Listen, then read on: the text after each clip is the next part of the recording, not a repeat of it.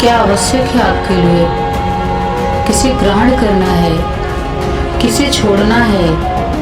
क्या आपके लिए सत्य है, क्या आपके लिए असत्य है? किस पथ पे आपको अग्रसर होना चाहिए, ये आप समझने की कोशिश करिएगा। संसाधन सीमित है, सत्य असीमित है। संसाधन संसारगत है, सत्य संसार और सार दोनों में समाहित है और हर तरह से आपको पूरा करता है। संपूर्णता सत्य में है, असत्य में नहीं।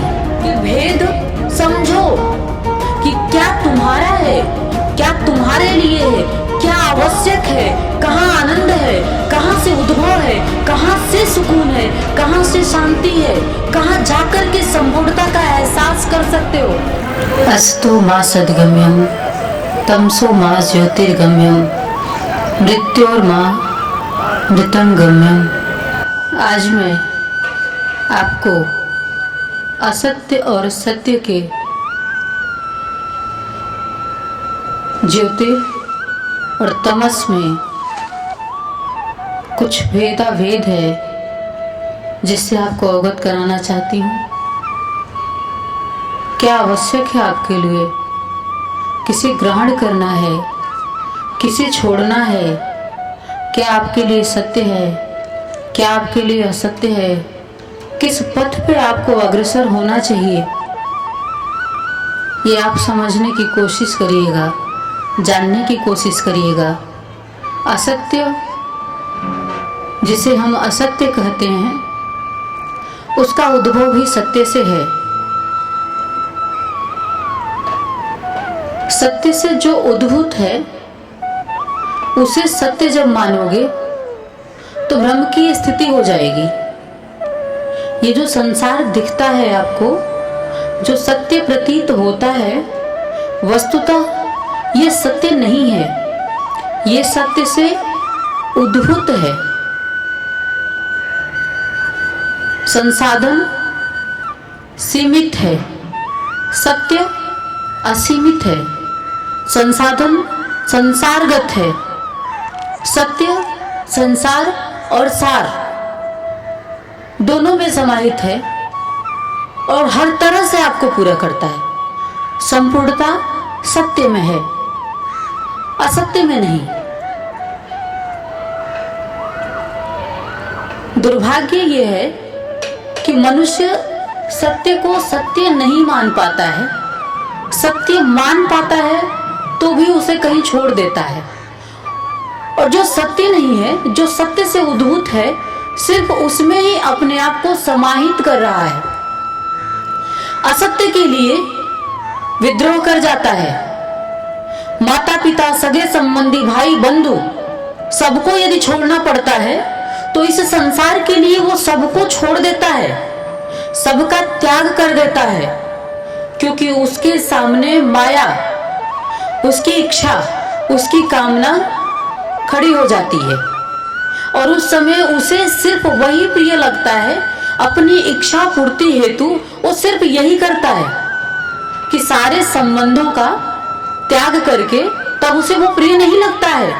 एक पुत्र को जब धन चाहिए होता है तो फिर माता पिता उस समय उसे प्रिय नहीं लगते हैं, उस समय सिर्फ धन चाहिए होता है और वहीं पे ये संबंध, समझिएगा, वहीं पे ये संबंध समाप्त हो जाते हैं जिसके लिए मरते रहते हो। और जिन ही सत्य पथ पे चलने की बात आती है तो संबंधों का त्याग कर ही नहीं पाते हो। उस समय आपको ये याद आता है कि ये संबंध है। सत्य को जब समाहित करोगे अपने हृदय में, ये सारे संबंध तुम्हारे होंगे। इन संबंधों से आप पोषित होंगे, इस संबंधों से आपको प्रेम मिलेगा। और जब सत्य के लिए इनका त्याग नहीं करोगे तो यही संबंध तुम्हारे लिए दुख का कारक बनेगा। और आज समाज की वस्तु स्थिति जो है वो सिर्फ यही है। संबंध के लिए जीते हैं, संबंध निभाते निभाते ही मर जाते हैं। जो सत्य है, जिससे हमारा उद्भव है, जिससे हमारा सृजन है, उसके करीब न जान पाते हैं और ना ही उसके बारे में कभी किसी क्षण में विचार कर पाते हैं। विचार भी करते हैं तो किसके लिए करते हैं? सिर्फ उस असत्य के लिए जो इसी क्षण में है और इसी क्षण में समाप्त भी हो सकता है।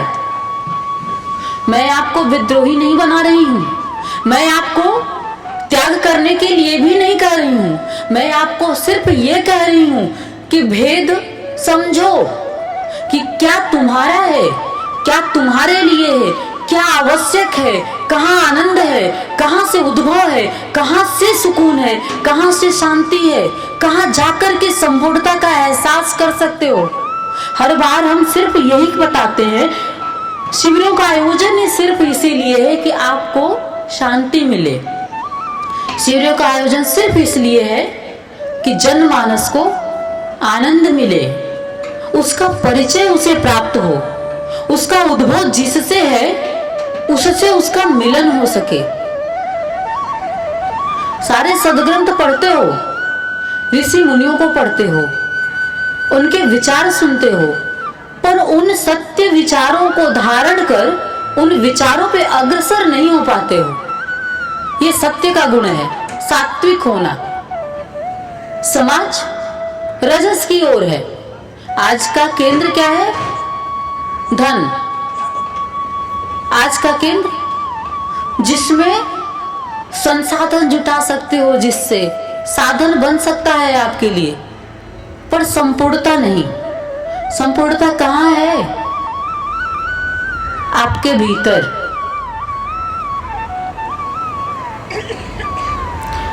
मैं जो कहना चाह रही हूं उसे सिर्फ भीतर जाने के बाद ही समझ पाओगे। हम बार बार कहते हैं कि ये सौभाग्य का क्षण है, सौभाग्य का क्षण निर्मित हुआ है। मैंने शुरू में ही कहा कि वो अपने आप को आप में तब स्थापित कर पाएगा जब आप अपने आप को उस तरह से तैयार कर पाओगे। तैयारी आपको ही करनी है। स्थापन वो चाहता है, आनंद देना चाहता है। सिर्फ एक ईश्वर ही ऐसा होता है जो आपको सब कुछ देना चाहता है। पर जब सत्य के मार्ग पे गतिशील होते हो तब आपको ये बात समझ में आती है कि आनंद का उद्भव है कहां से। और गुरु जीवन में सिर्फ इसीलिए मिलता है, इसी भेद को मिटाने के लिए, यही दृष्टि देने के लिए कि क्या सत्य है, क्या असत्य है, किस ओर तुम्हें जाना है, क्या तुम्हें जीना है।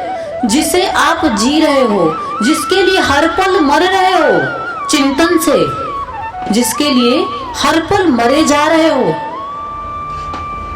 उसमें रस नहीं है, उसमें आनंद नहीं है। क्षणिक सुख दिख सकता है आपको, पर वो अस्थाई नहीं है। अस्थाई क्या है? ईश्वर अस्थाई है, शिव अस्थाई है। और वो शिव, वो सत्य सिर्फ आप में समाहित है और आपको ही पूरा करना चाहता है। इसलिए वो ऐसे विधान बनाता है। वो शिव है, आप जीव हो। कहने के लिए अंतर कुछ भी नहीं है। जिस दिन मिल जाओगे उस दिन समझ में आएगा ये क्यों शिव है। हम किसी के घर में गए थे, हमसे किसी ने पूछा था कि मेरे ईश्वर का नाम क्या है, मेरा ईश्वर कौन है।